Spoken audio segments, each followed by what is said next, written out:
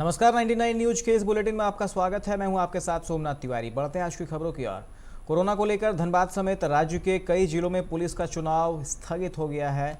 प्रांतीय कमेटी ने पाठक का यह निर्णय लेते हुए धनबाद में पुलिस एसोसिएशन के अध्यक्ष, उपाध्यक्ष, संयुक्त सचिव के खाली पदों को भर दिया है। Govindpur inspector Surendra Singh police association जिला शाखा के अध्यक्ष बनाए गए हैं। वहीं सार्जेंट मेजर अरुण किशन उपाध्यक्ष, कथा सनी रजनीकांत को संयुक्त सचिव का पद सौंपा गया है। जब तक कोरोना की कहर समाप्त नहीं हो जाती, उपरोक्त पदाधिकारी जिला शाखा के कमान संभालेंगे। धनबाद शाखा के कई पदाधिकारियों का तबादला पूर्व में ही हो चुका था।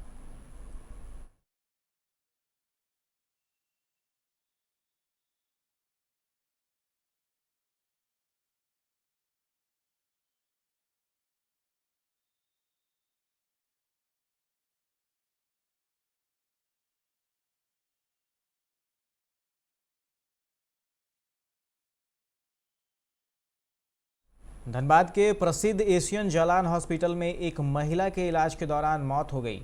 अब परिजनों को शव देने के लिए 5 लाख की मांग अस्पताल प्रबंधक द्वारा की जा रही है। इसका एक वीडियो सोशल मीडिया में तेजी से वायरल हुआ है, जिसमें बताया गया है कि एक महिला को 15 दिन पहले इलाज के लिए अस्पताल में भर्ती किया गया था, जिसे समय समय पर अलग अलग बीमारी बताते हुए अस्पताल प्रबंधन ने परिजनों को गुमराह किया।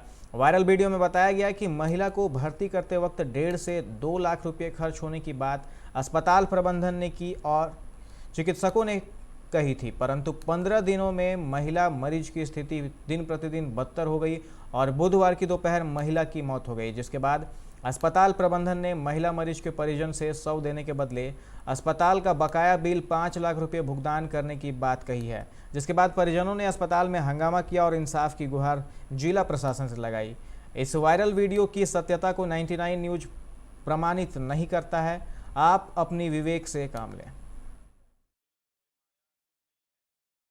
पूरे मामले के तह तक गया, जाने के बाद ये स्पष्ट समझा कि कहीं न कहीं ये पूरी की पूरी एशियन जलान की लापरवाही से ही पेशेंट की मृत्यु हुई है और लगभग पेशेंट के परिजन दवा और अन्य ये में 6 लाख रुपए खर्च कर चुके हैं। उसके बावजूद ही मरने के बाद आप हमारे हाथ में ये देख सकते हैं, ये लगभग 4,57,736 रुपया का बिल इनको थमाया गया है और इनकी पत्नी का लाश अभी यहाँ हॉस्पिटल में पड़ा हुआ है।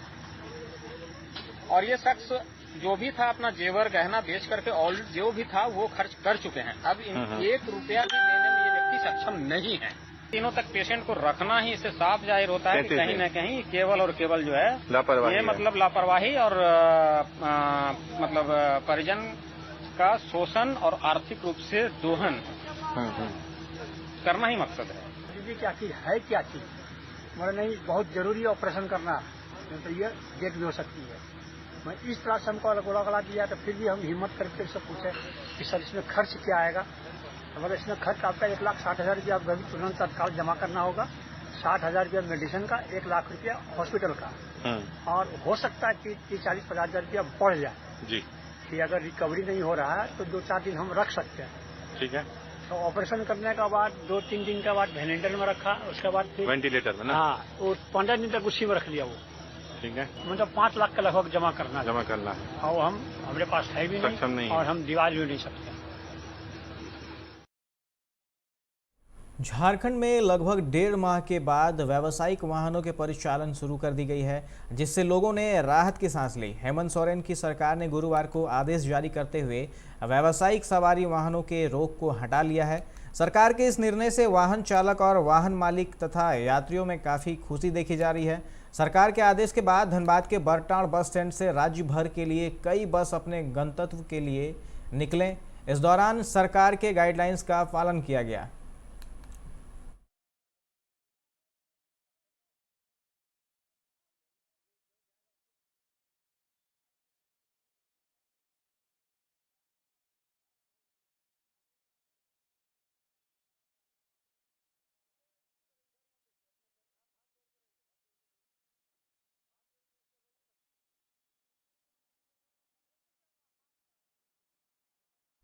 इनरव्हील क्लब ऑफ धनबाद की ओर से आयोजित एक शादी समारोह में वर्ष 2020-21 के लिए नए प्रेसिडेंट का मनोनयन गुरुवार को किया गया, जिसमें निवर्तमान प्रेसिडेंट तृप्ति जैन ने कॉलर प्रदान कर नए प्रेसिडेंट निशी सिंह को पदभार सौंपा।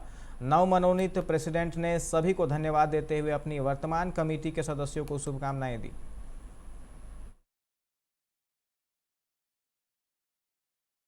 1 जुलाई से हम लोग का सत्र स्टार्ट होता है। हमारी निवर्तमान अध्यक्षा तृप्ति जैन ने हमें कॉलर पहनाकर हम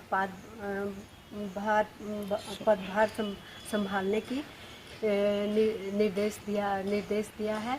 और हमारी टीम में हमारी कार्यकारिणी टीम है। हमारी सबसे पहले आईपीपी तो तृप्ति जैन है, उसके बाद vice president Palomi Sinha, secretary Sonu Jain, treasurer Geeta दलाल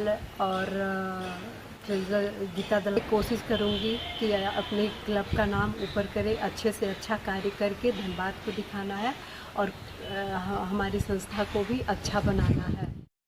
लोहरदगा जिले के भंडरा थाना क्षेत्र के टोटो बड़की टोली गांव में शराबी पुत्र ने पिता को टांगी से मारकर हत्या कर दी।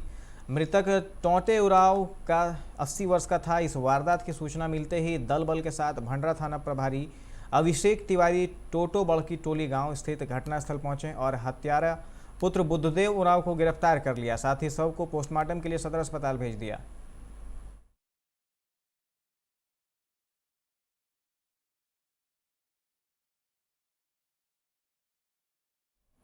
बोकारो थर्मल रेलवे स्टेशन में कार्यरत 31 वर्षीय की मैन अनिल कुमार की गुरुवार की सुबह अज्ञात लोगों ने धारदार हथियार से हत्या कर दी। अनिल सुबह करीब 5 बजे ड्यूटी करने बोकारो थर्मल रेलवे स्टेशन से बरवा बेड़ा गांव की तरफ जा रहे थे। घटना की सूचना मिलते ही मौके पर पहुंची बीटीपीएस थाने की पुलिस जांच में जुट गई है। जानकारी के अनुसार अज्ञात हमलावर ने पीछे से अनिल के गर्दन पर धारदार हथियार से हमला कर दिया।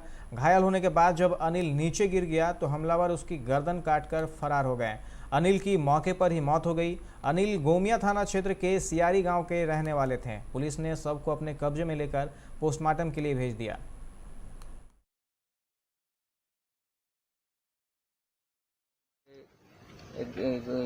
गोमिया यूनिट सेक्शन का है, जो यूनिट नंबर 2 का है और ये कीमैन का ड्यूटी कर रहा था, जिसका ड्यूटी स्टार्ट लगभग 5 बजे से स्टार्ट होता है, 10 बजे तक थी। और जैसे ये सुबह में अपने सही समय से लगता है लगभग काम किया होगा और लगभग ये हमको 40 के 34-36 खंभा के पास से एक रिपोर्ट कहीं से पता चला। तो भाया कंट्रोल से पता चला कि वहाँ पर कीमैन को अनिल कुमार को किसी ने चाकू मार दिया है। और जब यहाँ पर कुछ लोग पहुँचे तब तक पता चला कि इसका डेथ हो चुका है। कि अनिल कुमार कमार नामक एक गैंगमैन की गर्दन पर चाकू या किसी तेज धारदार हथियार लगने से जख्म हुआ है और पड़े हुए हैं। इस सूचना पेट्रोलिंग पार्टी को भेजी गई अस्पताल लोगों के माध्यम से। यहाँ गाड़ी आने का जगह नहीं, फिर बाइक से आया लोग वहाँ पर आके देखे वो मृत पड़े हुए हैं। इसको रेलवे अधिकारियों को खबर किया गया, सारे लोग वहाँ हैं। हम लोग अपने शव को अपने जिम्मे में लेकर पोस्टमार्टम की कार्रवाई कर रहे हैं। घटना का हर बिंदुओं पर जांच की जा रही है। राजधानी रांची के जगन्नाथपुर स्थित मौसीबाड़ी में शादी के दौरान एक दुल्हन ने शादी से इनकार कर दिया। कोरोना काल में शादी की तैयारी काफ़ी मुश्किल से की गई। ठीक सिंदूर दान से पहले भरे मंडप में दुल्हन ने शादी से इनकार कर सभी को सकते में डाल दिया। वहीं दूसरी ओर दुल्हन के शादी से इनकार करने के बाद लड़के वाले शादी में हुए खर्च की मांग को लेकर धरने पर बैठ गए। इससे पहले दुल्हन के मंडप से उठने के साथ ही बारातियों में कई तरह की बातें शुरू हो गई। दूल्हे का कहना है कि या तो दुल्हन शादी कर साथ चले या फिर शादी पर उन्होंने जो खर्च किया उसका हर्जाना भरें।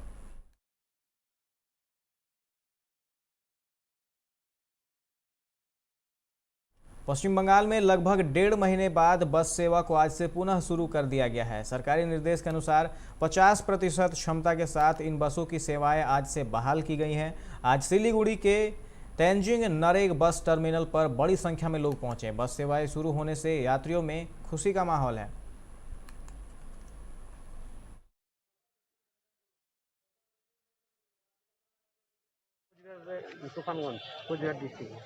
এই যে এতদিন ধরে বাস বন্ধ ছিল, আজকে শুরু হলো, কি বলবো? এতদিন থেকে বাস বন্ধ ছিল, এখন আবার পরিষেবা শুরু হলো। এই পরিষেবা শুরু হওয়ার জন্য আমরা যারা যাত্রী আছি, যারা অনেকটাই দূরে আছি বাড়ির থেকে, তারা খুব খুশি। আর সবার পক্ষে তো রিজার্ভ করে বাড়ি যাওয়া সম্ভব হয় না, যার জন্য এখন এই পরিস্থিতিতে আজকে থেকে শুরু হলো, আমরা সবাই সবার বাড়িতে আর কি যেতে পারবো। এটাই একটা ভালো আনন্দের বিষয়। सिवान छपरा मुख्य पथ NH 531 पर पचरूखी थाना क्षेत्र के पड़ौली गांव के पास सड़क किनारे मॉर्निंग वॉक करने निकले 3 किशोरों को तेज रफ्तार ट्रक ने रौंद डाला, जिसमें एक की मौत घटनास्थल पर ही हो गई, जबकि 2 अन्य गंभीर रूप से घायल हो गए हैं। उन्हें सदर अस्पताल पहुंचाया गया है।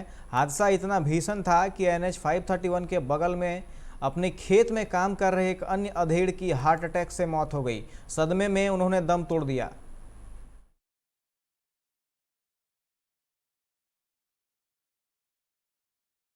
औरंगाबाद में अपराधियों ने रिटायर्ड दारोगा को गोलियों से भून डाला। घटना नगर थाना क्षेत्र के जयप्रकाश नगर वार्ड नंबर 2 की है।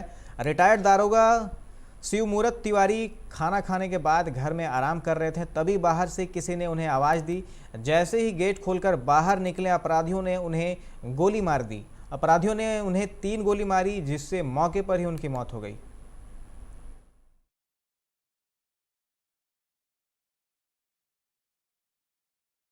पटना गया रेलखंड पर करोना हॉल्ट के समीप एक बड़ा हादसा होते होते बच गया। पटना से आ रही पलामू एक्सप्रेस की अनाज लदे एक ट्रक से टक्कर हो गई।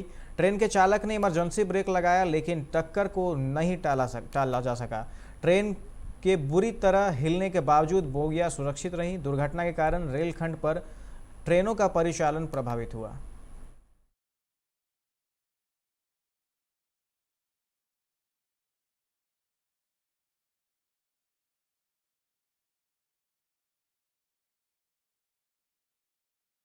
कोरोना महामारी से जूझ रहे लोगों की जेब पर जुलाई का महीना काफ़ी भारी पड़ने वाला है। आज से अमूल दूध के दाम बढ़ गए हैं। LPG सिलेंडर भी महंगा हो गया है। वहीं बैंक का सर्विस चार्ज भी आज से बढ़ गया है। पेट्रोल और डीजल की कीमतें पहले से ही आसमान छू रही हैं। ऐसे में आम लोगों पर महंगाई की चौतरफा मार पड़ी है। कोरोना महामारी के चलते पहले ही अर्थव्यवस्था की गति मंद है। ऐसे में महंगाई ने आम लोगों के कंधों का भार बढ़ा दिया है।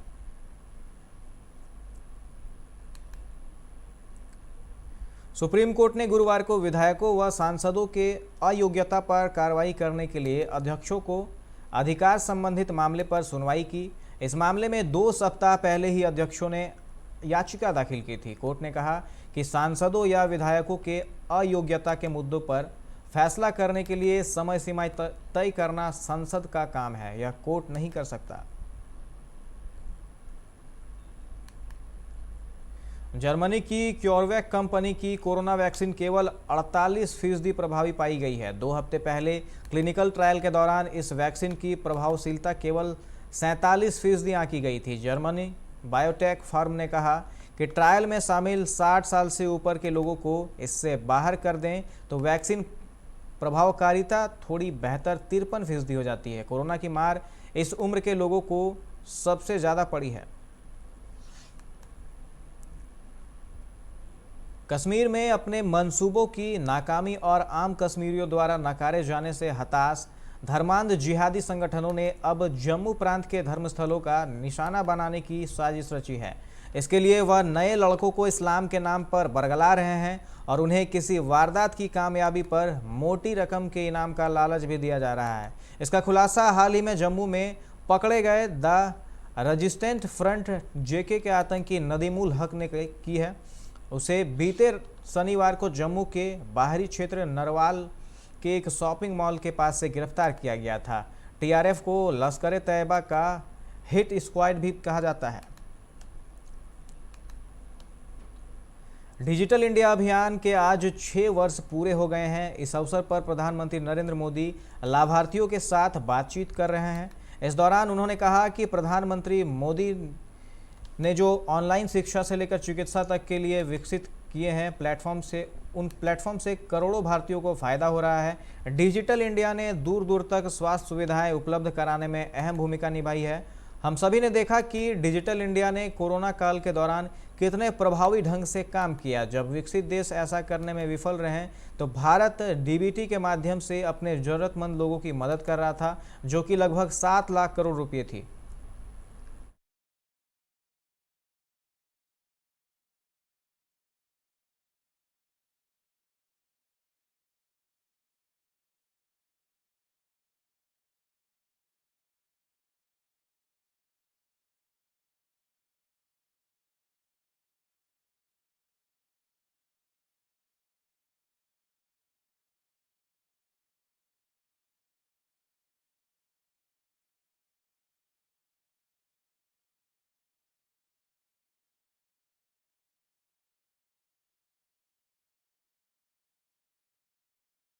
डॉक्टर्स डे और सीए डे के मौके पर धनबाद के एक निजी होटल में गुरुवार को रोटरी क्लब धनबाद तथा the institute of chartered accountant of India ने रक्तदान शिविर का आयोजन किया, जिसका उद्घाटन धनबाद से भाजपा विधायक राज सिन्हा ने किया। विधायक राज सिन्हा ने बताया कि वर्तमान परिवेश में कोरोना के खतरे को देखते हुए रक्तदान ही महादान है। रक्तदान से लोगों को जीवन दान मिल सकता है।